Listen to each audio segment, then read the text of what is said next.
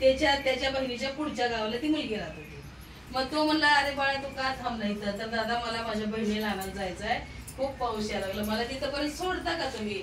तर हो बाळा सोडतो, बस म्हणला. अरे मग तुझ्याजवळ काय नाही, पिशवी नाही, काय नाही, तू कसा निघाला आणायला?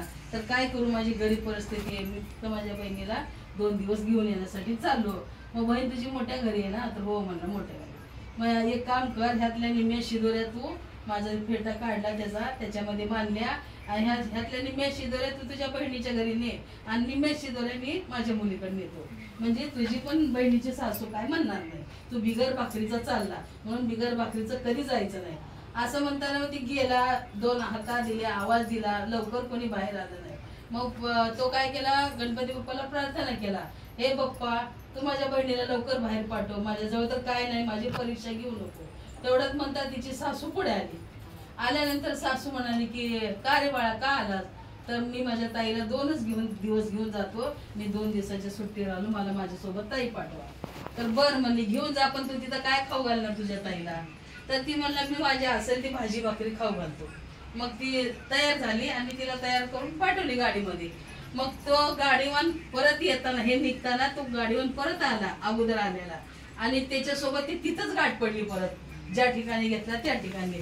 अरे तू पण आला का? तर हो म्हणलं मी पण आलो. तर बसा गाडीत म्हणले. मग त्या दोघा बहीण भावंडाला या गाडीवाल्यानं गाडीत बसवलं. त्यांची एक मुलगी आणि ह्याची बहीण, ह्या दोघी जणी झाल्या. ह्या दोघी गाडीत बसल्या, आल्या दोघी हसत खेळत विचार करत, तुझं गाव कसं आहे, तुझ्या घरचं कसं आहे, माझ्या घरचं कसं आहे, माझ्या आईची गरिबी आहे, माझा भाऊ न्यायला लागला, तर मी आता जाते 2 दिवस, पण आपल्या घरी तिसऱ्या दिवशी परत जायचं, माहेरचा आदर 2च दिवस असतो, असं म्हणून त्या गप्पा मारत आल्या.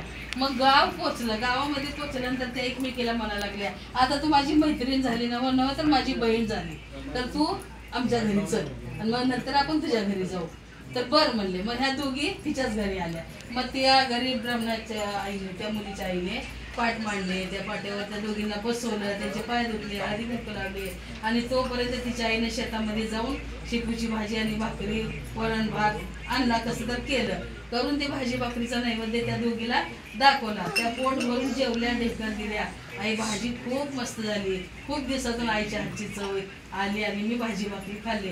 माझ्या घरी रोज 5 पकवान आहे, पण मला ते गोड लागत नाही. आईच्या घरची भाजी भाकरी मी खाऊन आनंदात आता मी हिच्या घरी जाणार. परत तिच्या घरी गेली, तिच्या पण घरी तसंच केलं.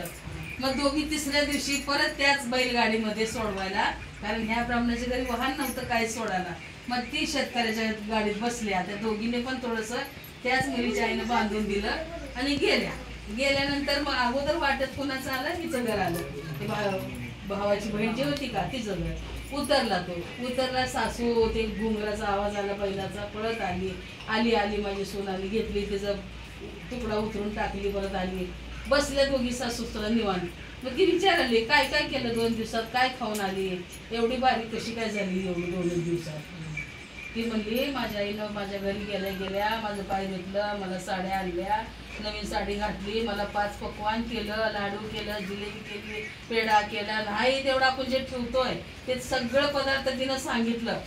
बरं तू हे केलं म्हणते, तुझ्या तर घरी काय नाही, तुझ्या आईनं कसं केलं गप खोटारली सुनाला? नाही आई म्हणते माझ्या आईनं सगळं मला खाऊ वकून दाखव म्हणते, जेवढं खाल्ली. मग वकून दाखव म्हणल्यानंतर मग तिला जरा कोड्यात पडते, आता काय वकून दाखवू.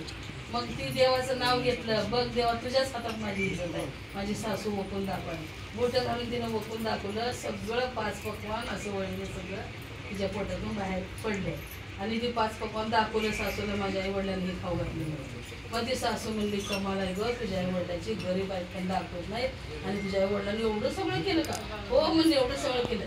तर त्या गाडीमध्ये 2 मोठे मोठे गटुडे कसं आले माहित नाही त्यांना. तर एक गटुडे हिच्या घरी उतरलं, एक गटुडे तिच्या घरी गेलं. त्या गटुड्यामध्ये सगळे 5 पकवान बांधलेले होते एका वेळी. नंतर तिच्या आईनं बायका बोलवल्या, ती गटुडं सोडलं, हळदी कुंकू केली, शिदोरी केलं, सुनाचं कौतुक करून घरामध्ये आणलं. अशी ही कहाणी आहे. त्याच्यामुळे आपण हे सगळं करायचं, एवढं सगळं लक्षणासाठी, आणि त्यांच्यापुढे सगळं मांडायचं. त्यांचं सांगतो भाजीच भाकरी आहे असं काही वाटायचं नाही, भाजी भाकरी सुद्धा त्या खुश आहेत. तर असं त्याच्यामुळे ही सगळं करायचं असतं.